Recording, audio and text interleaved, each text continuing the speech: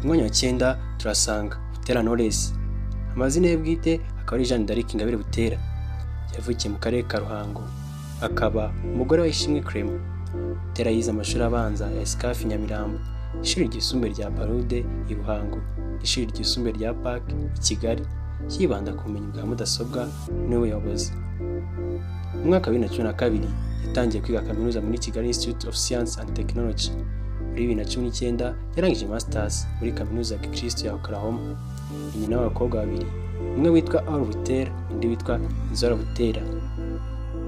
Butera Knowless kandi yamenyekanye mu ndirimbo nyinshi zakunzwe n'abatari bake, harimo nka Nyigisha, Day to Day, Sinzakwibagirwa, Uzitabe ndetse n'izindi nyinshi. Butera Knowless akaba afite abasubscribers bagera ku 150 ndetse na 27,653 barengaho barebye video ze zose kuva yazishira kuri YouTube channel cyangwa se ku rubuga rwe rwa YouTube. Ku mwanya wa 8 turasanga Element Ede. Amazina ye bwite akaba ari Mugisha Fred Robson. Ni imfura mu muryango w'abana bane, yavukiye mu karere ka Karongi, ntara y'Uburengerazuba. Element Ede yavutse kuri 26 Nyakanga mu 2000. Azwi kandi ku izina rya stage Element Ede. Ni umutunganyamajwi cyangwa se record producer, ndetse akaba n'umwanditsi w'indirimbo uzwi mu gutunganya indirimbo z'abahanzi benshi barimo nka Bruce Melody, Mani Mariti, The Ben, Meddy, n'abahanzi mpuzamahanga nka Wizkid, Davido n'abandi benshi. Yamenyekanye cyane kuri tag yihariye Ede mu gutangira no kurangiza ibihangano bye byose. Reka duse nk'abavuga ku mateka make ya Element Ede. Element yavutse kuri 26 Nyakanga mu mwaka wa 2000, akurira i Karongi. Yize amashuri yisumbuye muri College Saint Mary Kibuye. Nyuma yo kurangiza amashuri ategereje ibya kaminuza, Element yinjiye mu buhanzi. Nubwo aririmbaga ariko yari anafite impano yo gucuranga akanakora imidundo ishyirwa mu ndirimbo. Yaje kugira umujinya ukomeye nyuma yo gusiragizwa n'abaproducer yaganaga ngo bamukorere indirimbo. Afata icyemezo cyo gutangira kwikorera umuziki. Yakoze nyinshi mu ndirimbo zari zigezweho icyo gihe, Hands Up ya Bruce Melody, Kora ya The Ben, Kawe ya Kevin Kade, Mikoro ya Deficit, Samo ya Bruce Melody, Keya ya Emmy, Ku mutima ya Uncle Austin, ndetse na Mafomira ya Juno Kizigenza, ndetse n'izindi nyinshi zigiye zitandukanye. Nyuma y'igihe kitageze mu mwaka yatangiye gukora indirimbo z'abahanzi, kuri bakaba ari gukorana n'abahanzi bakomeye wasanga ari n'amahirwe akomeye yagize, ndetse ntanatinya guhamya ko ari Imana yamuhaye umugisha. Element Ede akaba afite abasubscribers bagera ku 325 ndetse n'abagera kuri 1,588,418 barebye video zose ziri ku rubuga rwa YouTube. Ku mwanya wa 7 turasanga Juno Kizigenza. Juno Kizigenza amazina ye bwite akaba ari Kwizera Bosco. Amaze kwigarura imitima y'abatari bake mu muziki nyarwanda. Kwizera Bosco wavukiye mu karere ka Kicukiro tariki 23 Ugushyingo mu mwaka wa 2000. Agakorana urukundo ruhebuje rw'umupira w'amaguru. Ubu ni umwe mu bahanzi bakunzwe cyane mu Rwanda mu gihe kitageze n'imyaka 4 ari mu muziki nyarwanda. Afite uburebure bwa metero 1 na santimetero 85. Juno Kizigenza yavutse mu bana 7, akura akunda umupira w'amaguru cyane, ari naho papa we mubwira amwitiye akazina ka Kizigenza. Nyuma yo kugira amashuri yisumbuye, umupira w'amaguru yawushize hasi yirundurira mu muziki.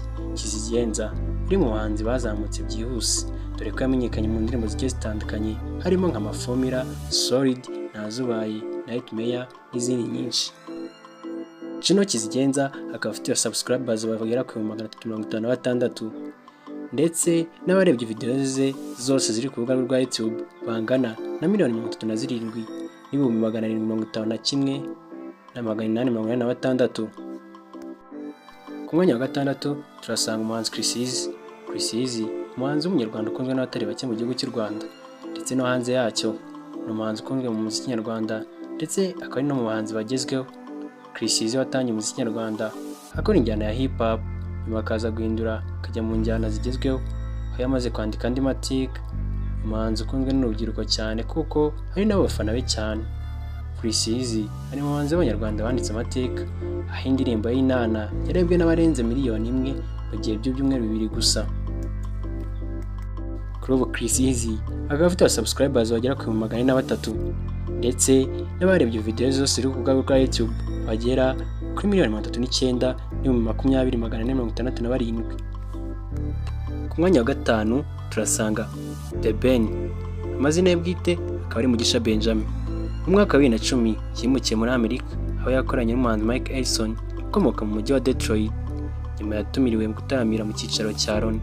Indirimbo ya The Ben I'm in Love yasohotse mu Ukwakira 2012 yatumye hashyirwaho icyiciro gishya cy'umuziki mu birori byo gutanga ibihembo bya Salax Music 2012 mu Rwanda, bituma aba umuntu wa mbere ahawe igihembo cy'umuhanzi w'umuziki mwiza muri diaspora. Mu 2021 Juliana Mjizo, umuyobozi wa video y'umuziki wo mu Rwanda, yafashe amashusho ayobora indirimbo yise Why ya The Ben na Diamond Platnumz. The Ben wamenyekanye mu ndirimbo zigiye zitandukanye harimo nka Sikosa, Why, Ndaje, Plenty ndetse n'izindi nyinshi zigiye zitandukanye. Dore ko ubu ngubu afite abasubscribers bagera ku 330 ndetse akajya n'abarebye video zose ziri ku rubuga rwa YouTube bangana na 45,311,166 by'abantu.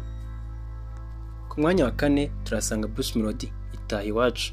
Uyu Bruce Melody wakunzwe n'abatari bake dore ko yagiye asohora indirimbo zigiye zitandukanye harimo nka Samoya, Catherine, Bado, Katapira ndetse n'izindi nyinshi zagiye zikundwa n'abatari bake, dore ko kuri ubu ngubu afite abasubscribers bagera kuri 650 ndetse akajya n'abarebye video zose ziri ku rubuga rwa YouTube bagera kuri miliyoni 93,611,602. Ku mwanya wa gatatu turasanga Israel Mbonyi, amazina ye bwite akaba ari Mbonyi Cyambu Israel, dore ko yakunzwe n'abatari bake mu ndirimbo zo guhimbaza Imana, dore ko yagiye asohora indirimbo zigiye zitandukanye zakunzwe n'abatari bake mu Rwanda ndetse no hanze y'u Rwanda.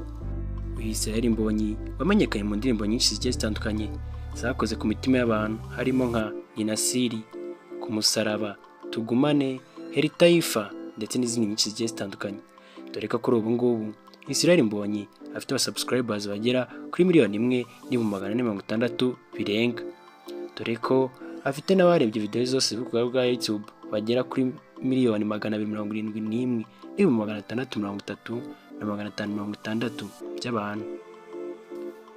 Ku mwanya wa kabiri turasanga Ambassadors of Christ, dore ko bamenyekanye mu ndirimbo nawe zigiye zitandukanye nyinshi zafashije abantu mu buryo bwo kwizera ndetse no guhimbaza Imana harimo nka Hosiana ndetse n'izindi nyinshi. Iyi Ambassadors of Christ ikaba ifite abasubscribers bagera kuri 1,990,000 birenga, dore ko bafite n'abarebye video zabo zose ziri ku rubuga rwabo rwa YouTube bagera kuri 1,242,131,126 by'abantu babarebye. Ku mwanya wa mbere turasanga umuhanzi Meddy.